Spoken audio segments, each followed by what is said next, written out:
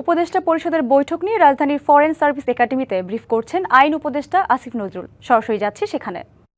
নিম্ন আদালতের বিচারকরা জামিন দিবেন কি দিবেন না, সাজা দিবেন কি দিবেন না, এই ধরনের সিদ্ধান্ত নিতেন, এমন অনেক অভিযোগ আমরা শুনতাম, এমন অনেক কিছু আমরা দেখতাম।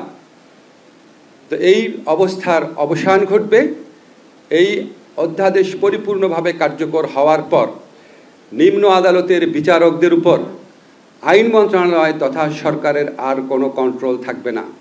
সম্পূর্ণভাবে এটা উচ্চ আদালত তার সচিবালয়ের মাধ্যমে বিষয়গুলো দেখাশোনা করবেন।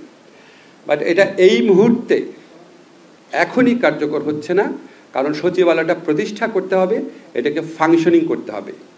আমরা বিধান রেখেছি সচিবালয় সম্পূর্ণভাবে কার্যকরী হওয়ার পর সরকার সুপ্রিম কোর্টের সাথে পরামর্শক্রমে এই অধস্তন আদালতের বিচারকদের উপর তত্ত্বাবধান এবং অধস্তন আদালতের উপর তত্ত্বাবধান, নিয়ন্ত্রণ এবং শৃঙ্খলার বিষয়াদি উচ্চ আদালতের হাতে ন্যস্ত করা হবে। আশা করছি আমরা উচ্চ আদালতের সচিবালয় কয়েক মাসের মধ্যে সম্পূর্ণ কার্যকর হয়ে যাবে, গঠন করা হয়ে যাবে। এরপর থেকে নিম্ন আদালতের বিচারকদের নিয়ন্ত্রণ, তত্ত্বাবধান, শৃঙ্খলা এবং ছুটির বিষয়াদি সম্পূর্ণভাবে উচ্চ আদালতের সচিবালয়ের মাধ্যমে পরিচালিত হবে।